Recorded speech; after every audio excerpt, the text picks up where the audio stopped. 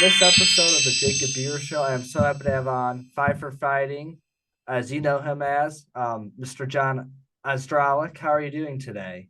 I'm good, Jacob. How are you? Pretty good. Well, first off, congratulations on finishing another great tour this past year. I really appreciate it. I know I first reached out to you um, probably around the summertime when you were on tour. So I hope the tour and everything went well. It was a lot of fun out with a band called the Bare Naked Ladies from Canada who put on a great show and are great guys. And if his as an opening act, it's always wonderful to have really cool people headlining and we did an encore every night and it was kind of like old man rock star summer camp. We had quite a good time. For sure. That's awesome to hear. So take us through a little bit. We were kind of talking before. I'm in a smaller studio at Purdue University. When you first started, take us through how you started because you didn't start out with that piano behind you. You didn't start out with thousands and thousands of people touring all over the world. Take us through your background. Yeah, well, my mom was a piano teacher, so that's where the music gene came from. She was a piano major at USC, and she taught music and taught piano lessons mostly her whole life. My dad actually was an astrophysicist. He worked for NASA in the 70s on some of the unmanned space flights. So I had these two kind of very interesting creative parents, one on the music side, one on the more analytical science side. And as a kid, my mom, as a piano teacher, knew that it's much easier to learn an instrument like the piano as a very young child than an adult or a teenager. It's like a language. You're more malleable as a young kid. So she started me at the piano very young, and I became somewhat proficient on the piano. And when I was 12, 13 years old, I wanted to quit and ride my skateboard and play basketball.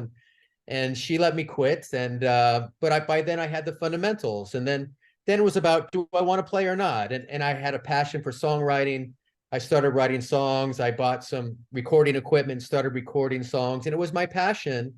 And after 15 years of struggling in the business, I finally broke through, and I've been blessed for the last 25 years to make a living at my childhood passion, which I certainly don't take for granted. For sure, and kind of take us through. Of course, I'm in early stages of my show. I'd love to be able Yeah. to do this full time someday. Yeah. And a lot of people who have entertainment aspirations, not just in music, but in theater, or with shows, want to be able to do that. So take us through kind of what were, if you don't mind me asking, what were some of your struggles and how did you overcome those struggles? Because yeah, as you said, it took a lot of years before you got to the point where you've been in the last 25 years. Yeah, I think like many things in the arts, it's not necessarily a meritocracy. It's not like sports where if you're Michael Jordan, you're going to play in the NBA. It's subjective, and a lot of people will find reasons to discount you. So much of success, I think, in the arts has nothing to do with your actual talents. It's about resilience. It's about will. It's about work ethic. And I had many doors slammed in my face, like every artist. I had a record company close under my feet after I made my first record. So a lot of my success I attribute to just kind of sheer perseverance, writing 100 songs to get 10 for an album, writing 2,000 songs before I wrote Superman, just giving everything you got to pursue your dream. And does that mean it's going to happen? Doesn't mean it's going to happen. But I think whether it works out or not, whether it becomes an occupation that you can make a livelihood out of, or a hobby, or just something that provides you wellness, I think it makes you feel good about yourself. And you certainly, it's wonderful to make money. It's something you do. But if I just ended up just writing a bunch of songs, playing music with a bunch of people, able to sit around and play music for myself, that's okay too. So I think a lot of these things that we don't necessarily associate with success and the the steps to rock stardom, or successful Joe Rogan. I think you look back on those, a lot of them are some hard work, perseverance, listening, surrounding yourself with good people, being humble. All of those things are, I think, a recipe for a good chance at having success in the arts. For sure. And appreciate the advice on that for anybody who will be listening who wants to pursue something in the arts. Um, what would you say? Do you enjoy writing music, performing? Which one are you kind of? Another day I had a singer on who said that they enjoy performing. Where do you kind of fall on that? And I'm sure you enjoy both, but if you had to pick one, which one do you kind of enjoy more? That's an interesting question. It's wonderful to have an audience sing your song back to you. As a songwriter and perform, especially if you write your own songs and you sing your own songs, to be able to go out on a stage and have, whether it's 10 people or 10,000 people sing your song back to you, is chilling. It's wonderful. It's emotional. Um, but I still think, as a writer, if you have something you feel is really great, and you do this a lot, and you kind of know, at least for yourself, that it's something that feels very special. The first time you play a song from beginning to end, after you may be working on it for 6 months or 6 hours, it's that's what keeps me coming back, because once you write the song, a lot of it's out of your hands. Is it a hit? Is it a miss? A lot of that depends on things beyond your control. The zeitgeist of the listening public. Your record company, who your marketing manager is. Who else is releasing a single that week. Stuff that's beyond your control. So I think that pure joy of creating something out of nothing, playing it from beginning to end for the first time, for me, that I think is the most rewarding experience. So I'd have to say, the songwriter side, though, as I said, there's very few things that are as wonderful as having somebody sing your song back to you. Interesting. And as we're on the topic kind of touring and things like that now, do you have a favorite venue? I'm sure Huh. you've been to Red Rocks. Actually, yesterday the singer was on my show from American Author said that Red Rock, the stage is when you're looking as the lead singer, it's not that high up, so you're looking into the crowd at a very low steep. Would you have a favorite venue? That's interesting. I've never played Red Rocks. I'd love to play there. It's on my bucket list. I've been so fortunate to play many different venues. When you play Madison Square Garden and you sing there, just the history of that place, kind of is hard to ignore. But if I had to pick one, it's something probably nobody else on your show would ever say. It's actually Dodger Stadium, Wow. because I was able to perform at the LA Kings and Anaheim Ducks outdoor hockey game. And as a huge hockey fan, to play there at Dodger Stadium, where I grew up, watching the Dodgers, catching foul balls in the bleachers, going to games with my parents, to sit at home plate with my band and play Superman in 100 Years for 50,000 Dodger fans and 50,000 Kings fans and Ducks fans. That for me was probably my favorite venue I've ever played. Interesting. Wow. Do you have a favorite country? Well, Not of not course, the United States. yeah. So Go outside of the international. states, um, yeah. Again, here's another really weird one. Um, I've been able to go to Gitmo and play for our troops. I've been able to go to Japan. Recently, I actually went and made a video to my new song "Can One Man Save the World" in Ukraine. So it sounds a little strange, but going into a war zone and playing with Ukrainian orchestra, the favorite's the wrong word, but most significant place I've ever played outside of the United States, and maybe even more than the concert for New York or some of the other things, was going to Ukraine and playing in a war zone with the Ukrainian orchestra. So that was certainly a powerful experience, as you can imagine. Which I saw about that. If you don't mind just elaborating a little bit, what was that experience like as a whole when you were there? Did you feel like it was a little bit dangerous around you, or with the military there, did you feel pretty safe? Well, I went in with some special forces bodyguards, but of course, we were in Kyiv, and they were, as they have been for the last 2 years, being, bombed by Putin. And so the air raids would go off. And so, yeah, you're scared. You run the gamut of emotions. You're angry and kind of horrified at some of the atrocities that you see. You're also inspired by the fortitude of the people and the people you meet, who are fighting this war. And you meet very kids your age, frankly, who have joined the army and are fighting for their freedom. Every member of that orchestra had either lost a family member, had somebody on the front lines, or somebody missing. So you see firsthand the cost of this war. So I think I wish everybody could see what I saw and felt that. I think we take our freedoms for granted in this country, and we don't really understand what may be going on in other parts of the world. Certainly with what's happening in Israel and Afghanistan. There's a lot of things that I think that we may be not taking as seriously as we should. So I think going there for me was a gamut of emotions. And yeah, we didn't really sleep for 5 days. I remember I got back to Poland and I fell down on in the safe house, I fell down on a couch and I slept for 24 hours because Wow. you're scared there. You're a human being. So It's a what war. you say you went 5 days without sleep over there in Ukraine. Pretty much, you kind of sleep, but you're not really sleeping. It's not good sleep, and you're just, you're nervous, you're scared, you're inspired, you're filming this video, you're trying to do the logistics of it, you have to perform. It was pretty mentally exhausting. But then I also kept thinking, I get to leave. So I had a deadline. I could leave. Men between 18 and 60 cannot leave. They're fighting, and many folks can't afford to go to Poland. So I said, whatever issues I'm having, these people have to live their whole lives under this onslaught every day.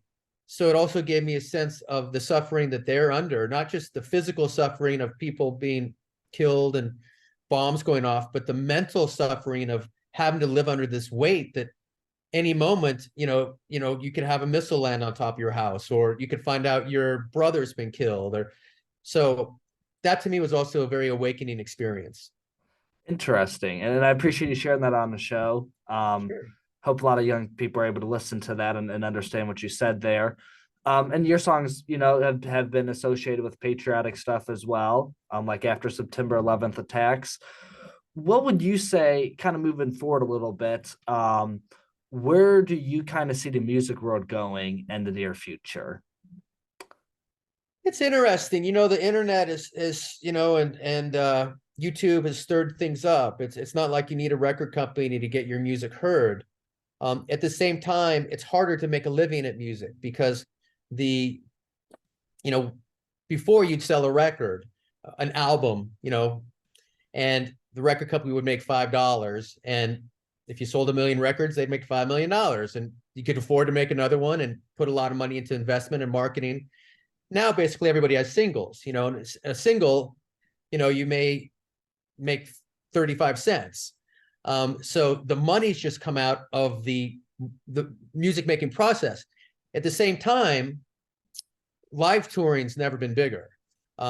There's a lot of people still want to go consume live music. It's one of the last few things, music and sports, that you can experience live. And also, you can make music so much cheaper. Before we had to go into a studio $2,000 a day, spend $100,000 to make a record, or $50,000 to make a song, $200,000 to make a video. Now you can do it all on your laptop, basically yourself. So I think it's much easier to afford to make music. So I think more and more people will be able to make music. The playing field has been level, but also I feel that there's been kind of so much collaboration where there's 10 people on a song, that the singer-songwriter who writes the songs of the times, there's not as many of those. The Joni Mitchells of the world from my age, the Bob Dylans. Who are those artists of this time? Maybe it's just because I'm an old guy and that's what we do, but who are the artists that are writing now? Are we going to hear their songs 20 years from now? So I don't know. I would ask you the same question. Where do you see kind of the landscape of music and music going, kind of from your viewpoint? Well, I guess I would say I kind of see music, especially with Taylor Swift at point right now, being used as a big political force, like how she's touring during an election next year in battleground states. So I see music being more involved with politics like it never has before. Now that's a discussion for another day, but that's one way of where I see music going. And the second is I see a guy who says, it's not as accurate because things like Spotify nowadays, somebody can rewind it 1,000 times. So it's different than how listeners and listens would be from, when you probably put out your first album. It's a great source to get music out there, but it's also kind of unfair and you don't really tell who's actually big in there or not because you just see one click or something. So digital kind of affects that. No, it certainly does. I remember, it was before your time, when the streaming just first started, and people were deciding, do I put my songs on these platforms for that exact reason? And the rates that people receive from social media playing as a songwriter are pennies on the dollar compared to being played on commercial radio. So as I said, it's gotten better as streaming has caught up with physical sales, but it's still harder for a songwriter and an artist to make a living and do that. And I think you're right. I mean, music's always been a big part of politics, and I do think, hey, look at the songs I'm writing. I wrote about Afghanistan, I wrote about Ukraine, and I'm now writing one about what's going on in Israel and here in the United States. And that's a healthy thing. It's a healthy thing. Artists should express themselves and provide a point of view, and everybody's point of view is valid. So I hope that people continue to do that and maybe even do that a little bit more on some of these big issues. But I think that was very interesting, your point, and I think you're probably right. For sure. Well, I appreciate you coming on Jacob Buer show today. One last thing I just want to squeeze in is any other advice you'd have for college students? It doesn't have to be music related. Back in time a little bit here.